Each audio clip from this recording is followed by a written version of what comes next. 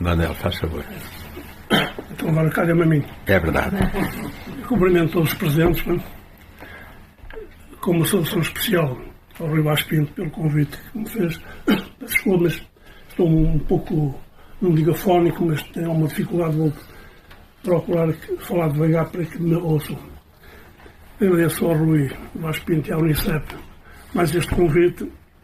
Ao meu amigo João Manuel Mendes, desnecessário seria, porque talvez seja interessante dizer duas palavras da forma como nos conhecemos em controvérsia. Já lá vão 11 anos, porque foi em 2013 que celebraram, portanto, os 50 anos, o cinquentenário da estreia literária de Aquilino, com o livro de contos e novelas, O Jardim das Tormentas, publicado em Paris em 1913, com o centenário, portanto, com o centenário da estreia literária e o cinquentenário da morte em 1963. A Câmara de Sernancelho, onde aquilo é natural de uma freguesia que era a mais pobre, onde o pai era o pároco, chamada, portanto, Carregal da Tabosa, é mais conhecido pela Tabosa, porque tem lá um convento, que chama o convento da Tabosa, que é de uma conterrânea minha da Vila da Feira, uma das últimas descendentes dos condes da Feira, que teve a sorte de casar com o homem mais rico da Beira Alta. Ainda teve a sorte acrescida de que ele faleceu passado meia dúzia de anos. Ela viu rica, casou segunda vez com um homem que também era riquíssimo, de Beira Alta. E pela segunda vez o homem bateu a bota também em poucos anos. Como não sabia o que havia de fazer ao dinheiro, pediu licença para construir, isto em finais do século XVIII, diz Aquilino, quando já imperava o ceticismo elegante, isto é, a época das luzes do iluminismo, resolveu pedir licença para edificar um convento para 35 freiras, que ficou tributário da Ordem de Cister e de um convento de ordem masculina ali perto, que é São Pedro das Águias, em Taboaço. E porque a freguesia é mais conhecida por Tabosa, por causa desse convento, com a extinção das religiosas, como alguns saberão, as masculinas foram imediatamente extintas, as religiosas foi permitido que existissem até à morte da última monja. E, portanto, o da Tabosa lá continuou, tem histórias curiosíssimas que o Aquilino, aliás, tem um conto notável, que é o Valoroso Milagre, que é passado exatamente lá na frontaria do convento. Bom, mas, em 2013, por minha influência, porque as comemorações que deram então lugar apenas se referiam ao cinquentenário do falecimento do escritor. E não se lembraram que também era o centenário da estreia literária. E eu, através da Câmara de Sernancelho, fiz o favor de apoiar todos os meus trabalhos. E tenho uma dívida de gratidão que procurei pagar ligando todos os direitos autorais ao município de Sernancelho. Portanto, estes 10 livros e as coletâneas que saíram, um dia já me faltará muito. Nunca, isto é que tudo isto, este livro e a explicação para ele tem enfim, um tanto aspecto de velório. Eu já explico porquê. Mas o município de Sernancelho é que desde a primeira hora apoiou a explicação dos meus livros todos. E se não fosse isso, seria difícil, sobretudo este tipo de livros. Basta dizer que este livro, portanto, saiu no mercado com uma edição de umas centenas largas de exemplares, foi o pagamento dos meus direitos de autor, nunca se um centavo por tudo, porque apenas foi pago em espécie. É o que me vale, porque dissipo esse capital em ofertas, na maioria. De maneira que este livro ficou ao município de Sernancelho, um município pequenino, com 5.000 e tal habitantes, que é um terço da freguesia onde eu vivo, aqui em Gaia, Arcozelo, que tem 15.000 e tal, ou eleitores ou habitantes. É um município que tem as contas em dia. O nosso amigo Rui sabe, pela publicação de um livro que foi feito através da Unicep, paga a todos os fornecedores em 48 horas. Toda a fatura do CEP faz a transferência do pagamento. E gastou nisto 20 mil euros, quase 19.800, para comprar 400 exemplares. 100 para mim, 400 para Sernancelho, e penso que 1000 para o mercado. Lá, que começou agora, foram postos agora à venda. De maneira que, em 2013, escrevi uma carta. A Câmara escreveu uma carta à Associação Portuguesa de Escritores, da qual é presidente este meu querido amigo. Penso que há mais de 20 e tal anos, já lá está desde os anos 90, suponho eu. Desde o século passado. Uma carta a dizer que gostaria muito de se associar às comemorações, porque tem uma devoção pelo Aquilino e em tudo tem demonstrado isso, até no apoio que me tem concedido, e gostariam de associar-se às comemorações que a Assembleia estava a levar a cabo. E propunha-se pagar a parte que lhe competisse na resposta que lhe deram. Pá. De maneira que eu tirei-me das minhas tamancas e mandei uma carta, pá, indignadíssima, pá, talvez até um pouco ofensiva, pá, à Associação Portuguesa de Escritores, pá, a propósito dessa omissão que eu tenho por vergonhosa. Não é? E passado uns dias, umas semanas, recebo uma carta assinada por um tal José Manuel Mendes, que eu nunca tinha visto, nem mais gordo nem mais magro, a dizer-me isto. Tem toda a razão, pá. Foi uma falta imperdoável, pá. Eu vou-lhe pedir desculpa, pá, por esse lapso, mas dou-lhe uma justificação pessoal. Nessa altura eu estava a braços com uma doença e não estava a acompanhar o trabalho da associação. E quem me substituiu, o resto da direção, digamos assim, é que na verdade cometeu esse deslize pelo qual eu venho penitenciar-me, pá, e apresentar as minhas desculpas.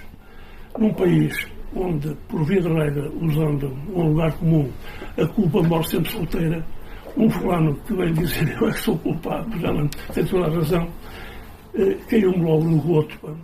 E a primeira vez que nos vimos, ficámos velhos amigos, como é que somos velhos amigos há 11 anos, mas tenho na conta de que é um amigo quase, digamos, de infância, de juventude. Pá.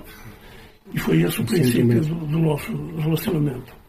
Em relação ao livro, além desse dispêndio, que eu penso que mais nenhuma Câmara neste país, pá, com o orçamento de que eles dispõem, se atreveria a financiar um empreendimento. E foi uma excelente iniciativa. Eu já tinha falado nessa hipótese, que nunca proporcionalmente. Lembra-se daquilo que nos falou, vamos por agora isso em andamento. E saiu este livro, que basta olhar para ele para ver, e só me irei referir à parte gráfica, digamos, à parte física do livro. Quanto ao miolo, não me compete a mim estar aqui a discorrer sobre isso. Mas este livro, que na verdade é uma bonita obra gráfica, tá? Penso que neste momento em Portugal só existem 2 gráficas que consigam fazer uma lombada em pele sintética com esta dimensão, quer dizer, com esta altura. A própria editora, a princípio, que usa mais a chancela, sopa de letras na parte literária, disse que as gráficos consultados que não faziam, propuseram fazer 2 livros. Pá. Eu tinha isto na cabeça e como conheciam a Norprinta, que são Tirso, realmente fizeram um trabalho excelente. Olhando para o livro, é fácil ver que não é um livro para levar para o café, pá. Muito menos para levar para a praia. Pá. Uma grosa de leitores, pá, que angariei, pá. Um deles deu só cuidado de o pesar. E disse-me, sabe quanto é que pesa? Sei que é pesadote, até pelo que pago nos correios, quando mando algum, pá. Mas isto passa 3 quilos, pá. E eu lembrei-me outra vez do Aquilino naturalmente, pá. E respondi-lhe, 3 quilos e pico, afora os pecados, pá. Isto liga-se a Aquilino. E o senhor talvez tenha ouvido falar, chamado António Malhada, mais conhecido universalmente por Malhadinhas, né? Que a conversar com um amigo, professor, de um pequeno convento que existe ali no Sátão, o convento do Senhor Santo Cristo da Faga, dizia que o amigo dele pesava 7 ou 8 arrobas, pá, afora os pecados. De maneira que este também pesará afora os pecados. Sobre Aquilino, foi tudo dito. Praticamente tudo dito, o que eu interessava pelo meu querido amigo Samuel Mendes. E como isto realmente, na idade em que estou, mas também tinha um aspecto que queria referir, porque fui caluniado. Quando referiu para um advogado brilhante, eu fui sempre um advogado a contragosto. Nunca gostei de ser advogado. Para mim era um suplício. Em Coimbra escrevi umas quadras de pé quebrado, tive uma peça de teatro num ato que foi premiada nos Jogos Florais da Queima das Fitas, pelo Lando de Carvalho. Mas e depois comecei a escrever em papel selado durante 40 e pouco anos. Quando escolhi Direito, era uma época, isto há uns 50 e tal, em 40, acabei o liceu em 57, 7 anos. Nesse ano ganhei o primeiro prémio num concurso da Universidade Portuguesa, reservado aos alunos do 5º, 6º e 7º ano e aberto a todos os alunos, como se dizia na época, da metrópole, ilhas adjacentes e províncias ultramarinas. Disseram-me que concorreram cerca de 15 mil. O prémio era chorudo, 800 escudos, que era muito dinheiro. Tinha uma pessoa de filosofia, que era uma pessoa excelente, que me induziu a mandar para lá um conto Zeco, que teve uma marcada influência. Não é que seja, digamos, uma cópia ou que tenha ido roubar à seara alheia, mas tem uma forte influência do Hemingway e do Velho e o Mar, que é Homens da Ria. Eu sou da Feira, mas a Feira não é um bocado questão da Ria. Eu só por suposição é que podia imaginar que havia pescadores na Ria, que eu nunca os tinha visto. Mas lá inventei qualquer coisa até que recebi o primeiro prémio. A partir daí, e depois de Coimbra, nunca mais escrevi coisa nenhuma, até à idade de quase de 70 anos. Enfim, reformei-me, ainda pude trabalhar algum tempo, e, entretanto, instilei este gosto pelo quilino nos filhos, na mulher, nos netos, e fomos passar 3 dias à Beira Alta, e fui-lhes mostrar o local de baixo, ligados àquilino e à obra dele. No ano seguinte, isso foi quando a Casa Grande de Marigães fez 50 anos, e é fácil fazer as contas. Foi publicada em 57 e foi em 2007. Em 2008, em 2006 fomos para a Beira Alta. Em 2007, aos 50 anos, portanto, da Casa Grande, fomos a Romarigães. De maneira que, a partir daí, quando fomos a Romarigães, já fechou, infelizmente, o chamado Conselheiro, também da ressonância aquiliniana, do Conselheiro Miguel Dantas, que foi, portanto, sogro do Aquilino, do Barulho Machado. O Conselheiro Miguel foi sogro do Barulho Machado, que era aqui de Famalicão, Famalicão. Esse senhor, que era um aquiliniano, o Aquilino lhe deu lá, tinha um espólio, que era o Sr. Vilaça, e eu só chamava-se o Conselheiro. Eu marquei o almoço da família, que éramos uns 15 ou 17, no Conselheiro. O homem fez uma menta aquiliniana, até com uma pagelazinha. Aliás, todos os pratos que ele servia tinham uma citação qualquer aquiliniana. No final da também uma raparigazinha, uma jornalistazinha, talvez seus 18 horas a 9, de um jornal qualquer, Notícias do Fora, entrevistaram-me, e eu contei a história da família, que foi aos 50 anos, que depois publicaram em Parangonas, na primeira página, família de aquilinianos vem a Paredes de Cor a celebrar os 50 anos da Casa Grande. E depois as páginas centrais a cores, comigo a meter uma bola de trigo, de milho, de farinha milha, no forno, e depois a mesa e tal. Senti-me a obrigação de escrever uma carta ao diretor a agradecer o destaque que ele tinha dado. O homem respondeu-me a dizer que se eu quisesse escrever às páginas do jornal As Ordens para escrever crónicas aquilinianas, mandei umas 6 ou 7. Então foi a partir dessas crónicas que saiu o primeiro livro, porque vi que com mais 3 ou 4 tinha um volumezinho que tentei publicar, ninguém lhe pegou. Foi de um amigo meu, que talvez alguém ligado ao ensino conheça de nome, que ainda hoje é vivo, que é meu vizinho em Miramar, Pedro Almiro Neves, professor de ensino secundário, que tem uma vastíssima obra escolar. E o autor fez uma fortuna, o Porto Editora, e disse: dê-me cá o estudo do manuscrito. Manuscrito não, do original, não era manuscrito. Leu, deixa-me aqui, eu vou levá-lo ao engenheiro Teixeira, que é o manda-chuva da Porto Editora. E lá levou aquilo. Mas deixa-me dizer, se isto fosse da área escolar, eu dizia-lhe já que eu publicava recomendado por si. Mas como é da área literária, nós temos um conselho editorial que tem que dar parecer sobre as publicações de natureza literária.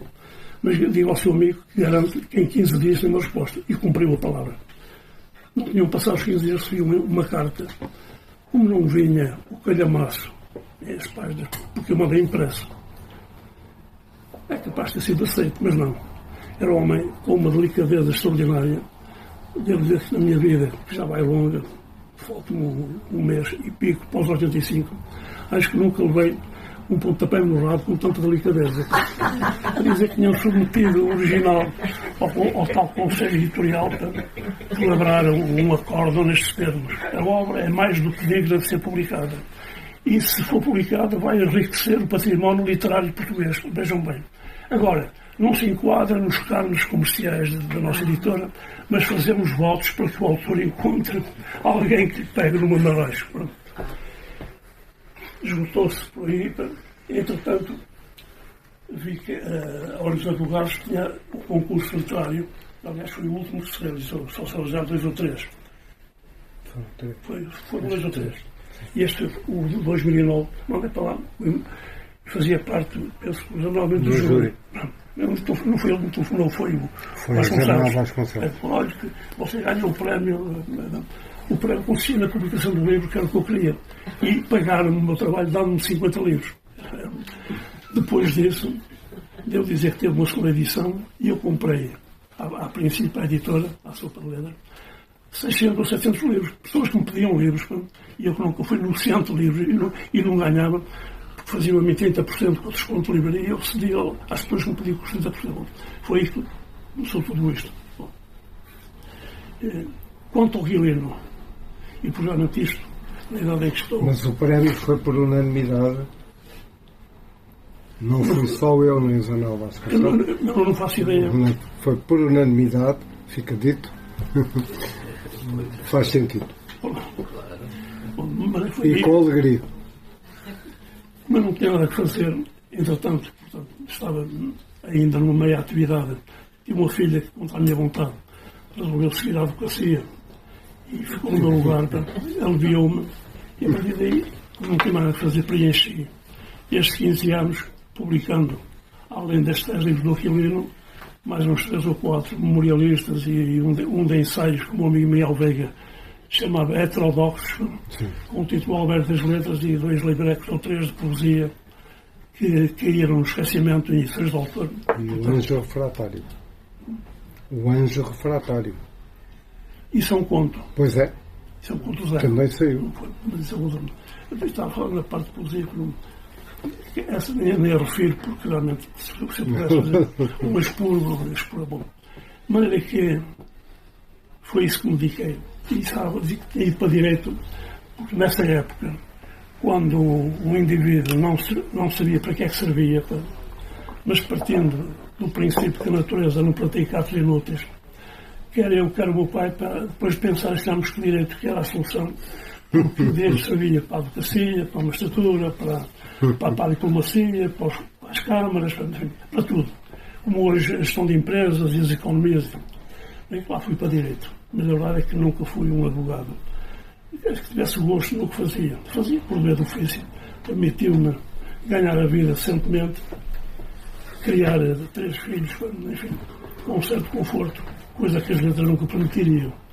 Quando me achei mais livre dessa gaiola forçada, eu permiti-me então fazer o gosto ao dedo, que já não era ao dedo, aqui aplica-se ipsis verbis, porque eu só escrevo com o dedo no computador. E como não faço as coisas, não tenho tempo para pensar e tal.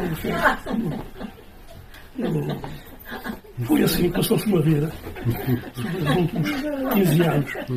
E para terminar isto com uma nota aquiliniana mais divertida, e que talvez não conheçam, vou-lhes contar 2 historietas que são verdadeiras, são biográficas, e que revelam alguma coisa de quem era esse ser humano que se chamou Aquilino Ribeiro. A primeira, que é mais divertida, parece que o Breno Machado, casou a segunda vez com uma filha do Breno Machado. O Breno Machado, se mais não merecesse, se tivesse vivido no tempo de Dom Sancho I, o povoador, tinha sido dignificado porque fez 19 filhos. À mesma mulher, à legítima, à regular. Desses 19 morreram 4, mas ainda ficaram 15, ainda ficou 115. E era um homem riquíssimo, bastadíssimo. E o Aquilino conheceu no seu segundo exílio em Paris, em 1929. Depois de 1926, é preciso ir lá. e casou com uma das filhas do Bruno Machado. E foi o Bruno Machado que penso que até li uma carta em que a dona Jerónima, que era a segunda mulher do Aquilino, lhe agradecia ao paizinho a mesada que lhe mandava todos os meses. Li outra carta que dizia: este mês não chegou nada, veja se foi, se esqueceu e tal. O Bernardino devia subsidiar realmente a família. Mesmo a casa em que o Aquilino viveu muitos anos, em Oeiras, era do Bruno Machado. Depois mudou para Lisboa. Mas visitava o sogro, um belo dia, o Bruno Machado estava com uma visita. A casa devia ser daquelas em que se subia ao sobrado, atravessava-se a sala de visitas para entrar na parte mais íntima. E estava o Bruno Machado a conversar com tal visita. A páginas tantas abre-se a porta que dá para a rua e entra o Aquilino, muito mal-humorado, um cara de aborrecido, atravessa a sala. Se fosse em teatro, dizia, então pela esquerda é Alvecil, pela direita baixa, nem bom dia, nem boa tarde, nos cumprimentou, não quis saber de nada. O Bruno Machado, que era um homem com um humor finíssimo, parece que os homens de espírito que faziam gala, então serem homens de humor, disse isto para a sua visita. Este meu genro é mesmo só para ser lido. Outra historieta, que essa, penso, pela sua acidez, pelo seu espírito repentista, nem o próprio Camilo, foi talvez o mais sábio polemista das letras portuguesas, conseguia engendrar. Havia um fulano que escrevia numa revista salazarista chamada Lutéria, que era professor contratado da Faculdade de Letras. Usava um pseudónimo para que não me banha a cabeça. Sei que era Rodrigues, o apelido era Rodrigues. Passava a vir a zuruzir o Aquilino na Lutéria. Foi eleito deputado pela União Nacional e teve uma intervenção na Assembleia da República, que hoje Nacional, que só tinha um partido, que era a União Nacional, em que disse isto. Eu não percebo porque é que chamam esse homem mestre. Mas mestre de quê? Um homem que usa da adjetivação com impropriedade. Dizer que o Aquilino usava da adjetivação com impropriedade. E depois publicava na Lutéria, portanto, as cadelas habituais. O Aquilino não podia responder que a censura cortava-lhe tudo o que ele publicasse. Um belo dia, o Aquilino fazia gala, segundo isto é o depoimento do Batista Bastos. O Batista Bastos conheceu o Aquilino com 10 anos, acabou de fazer a escola primária e foi empregado como moço de recados no século. Exatamente. E via aquele senhor todas as semanas a ir levar o artigo ao século. E o Aquilino tomou-se de simpatia pelo miúdo e ficaram amigos para toda a vida. E este aspecto é relatado pelo Batista Bastos. O Aquilino fazia gala, alentejano, que aquilo que está para o frio também está para o calor, mesmo de verão, com uma samarra, com uma gola de pele de coelho já muito rompida, enfiava a parte de cima do guarda-chuva aqui na gola e atravessava o chiado para a sua tertúlia na Brasileira ou no Bertrand. Por azar, cruzou-se com o tal Rodrigues, que andava a azucrinar há 3 ou 4 anos. E deve ter pensado, nem é tarde nem é cedo, hoje é que nos vais pagar. Arrapou do guarda-chuva e desancou o homem de tal maneira que só parou quando o guarda-chuva começou a tocar a choco, partido. O tal Rodrigues fez-se mais doente qualquer, foi para o hospital, então foi depois aquela parafernália salazarista de levarem o ramo de flores à vítima do esquerdista perigoso, do revolucionário, enfim. Aquilo que era comum para quem conhecia esses tempos. O Aquilino publicou um artigo no século. E dizia, realmente, tenho que dar a mão à palmatória, porque isto das bengaladas é uma coisa do século XIX, isso já não se devia fazer e tal. Eu tenho que... Mas foi, o homem andava-me a chatear tanto tempo que eu perdi a paciência e o decoro. Realmente, porque isto já não é coisa que se fizesse. Mas a verdade, se querem que lhes seja sincero, só se perderam os caídos no chão. Passado um ano, ou pouco mais que um ano, estava a ser entrevistado no Rádio Clube Português pelo Igrejas Queiro. E diz-lhe o Igrejas Queiro, sabe quem é que faleceu? Não. O seu contendor, o tal Rodrigues, agora não me vem à cabeça o pseudónimo literário que ele usava. E o Aquilino sai-se com esta em direto aos microfones, que nem penso que o Camilo seria capaz de uma invenção que agora... com aquela bolsinha de labrego serrano que nunca perdeu. Nunca. Eu tenho uma gravação do Aquino a ler, e posso já contar essa história engraçada. Aquela voz de labrego serrano fez gala sempre em manter um culto civilizado, enciclopédico no Aquilino. Quem ouviu falar achava que era um labrego lá das serranias, ali da Serra da Lapa e da Nada. Os senhores vão verificar que esse homem tinha uma qualidade de que mais ninguém se pode gabar. Pá.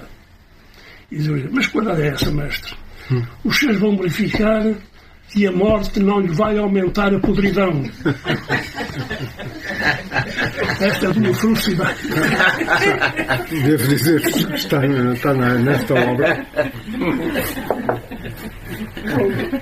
E chegamos ao fim dos nossos trabalhos. Também não se espera nada disso. Muito obrigado pela atenção. Já agora, para que fique registado, acabamos de assistir à apresentação mundial deste maravilhoso retábulo da Colina. Muito obrigado a todos. Hoje é uma espécie de ante-premiere de um ensaio. A apresentação formal, como é de direito e é de dever meu, será no dia 28 em Sernancelho. Pelo menos fará o favor mais uma vez de ter abraçado. E já esqueci-me aqui de uma menção que trazia encasquetada e que me passou. Este homem dá-me a impressão que é réu de um crime imperdoável. Pá. É que, estando à frente da Assembleia dos Escritores, já do século passado, e com a barafunda de uma agenda que eu era incapaz de suportar, ele disse-me que à quinta-feira é o domingo dele, porque a quarta é um dia terrível em Lisboa, à sexta tem aulas em Bahia, passa a correr na entrega de prémios e colóquios, não sei o que mais. E penso que cometeu este crime, que foi prejudicar a produção da obra própria para se dedicar, enfim, de uma forma que eu acho que é comovente pela desafeição, digamos, de criar, deixar um dia um legado mais valioso em troca realmente desse munus, para não andar aí por seca e meca, entregar prémios literários e intervenções como a que hoje lhe ocupamos o tempo e vamos ocupar no dia 22. Muito obrigado a todos e a ele em particular.